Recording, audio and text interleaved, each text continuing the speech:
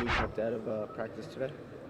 Yeah, Lou had a sore lower back and actually tweaked it at the end of last week. And so this morning is a contact practice, which was, pretty physical. So we just decided to hold him out this morning. He'll be in there tonight, which is a non-contact practice. And then, tomorrow we plan to get some scrimmage in the morning. And so he's basically be back with us tonight and tomorrow. How do you manage a lot of these guys? Sometimes they get the injuries in training camp and trying to come back and playing at full force. How do you manage all that type of stuff heading into camp? Yeah, well, I mean, it's a team approach in terms of the player himself. Being smart about who he is, and hopefully he's been involved in his own education process. Our medical staff and training staff has been great working with all of our guys, and then as coaches, we try and stay in tune with that information, taking advantage of the technology available to us in terms of tracking, how much energy guys are using and what their level of exertion is during certain practices. And everything we try to do is, from that standpoint, is individualized. So there'll be days where you guys walk in and you see a guy that's sitting out at that time, but he may have practiced, for 90 of the 100 minutes, and he just sat out those last 10 minutes because that's a part of his progression. So, we're trying to be smart about it. Last year we basically lost, you know, everybody before the season even really started. I mean, so Jose's coming back off of a major injury in a sense. Melo's obviously coming off of a major injury. And so we want to be smart about what we're doing so that, we keep our key guys healthy and also even our young guys, making sure we, progress with them in the right way. So you haven't had any 5-on-5 scrimmages yet until tomorrow, is that right? No, we have. Oh, you did? Yeah, Fine. we have, yes. Just a question about Robin. I mean, do you feel that you need him to score more than he has in the past? Would he be given a bigger role maybe offensively? Or because in Portland it didn't seem like he had that many opportunities. No, I mean, I don't think we need to. We need him to think of it that way. I think that kind of naturally by the way we'll play the game, he'll probably touch the ball a lot more than most bigs do in other systems and other ways of playing. Not to judge other coaches and the way that they play. I think everybody has something they feel like works for them. But yeah, Robin's a great passer and facilitator, and so we're kind of looking forward to being able to utilize him in those ways. He's a great offensive rebounder, and yeah, I mean, we want guys to feel confident about who they are. So we're not going to tell them to hold back. At the same time, we're not going to tell them to force trying to do more. Just be who he is. What have you seen from him in this setting so far that you know he's going to be impactful on defense? I mean, we know what he's done in the past, but what have you seen here from Robin?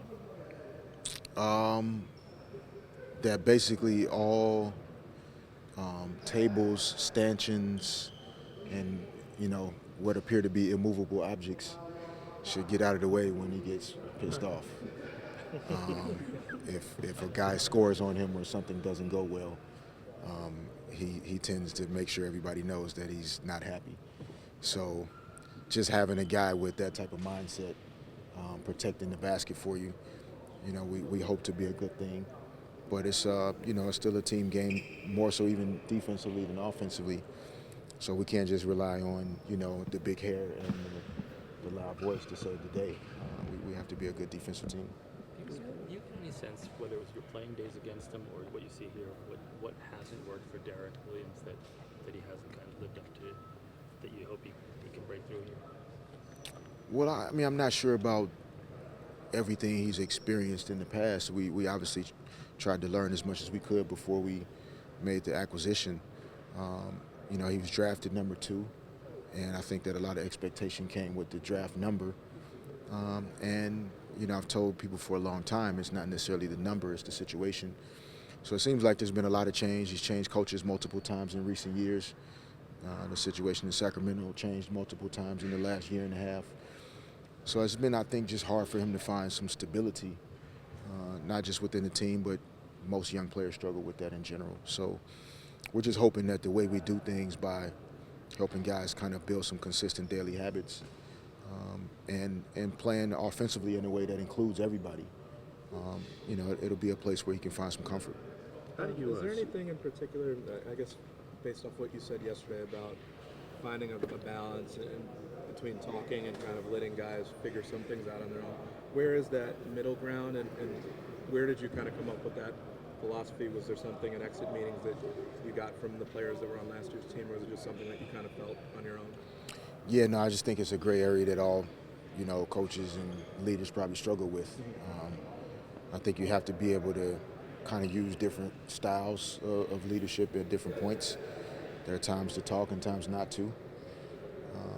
I think every coach is trying to figure that out. So there's definitely nothing that I've created or, come up with that every coach isn't trying to figure out themselves.